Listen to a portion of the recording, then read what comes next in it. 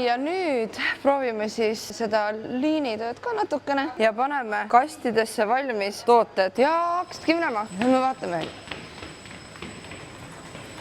Lähevad siit jooksuga kohe, sama suure jooksuga kui limpa ja volditakse.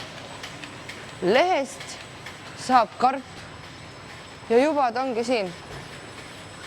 Nüüd ta tuleb sealt tükk aega ja limpa on valmis. Ma loodan, et Tartu maraton on natuke põnevam vaadata finišijoone peal kui see. Näe, just siis, kui sa arvad, et on kõik, ta otsustas lihtsalt kusjuures ja täpselt nii oligi, seda oligi vaja. Jee! Finiš! Ja tuleb ära ja kas tuleb võit Eestisse ja tuleb miinus! Pane see karpi ja saadame Soome. See nüüd tuleb. Soome, siin.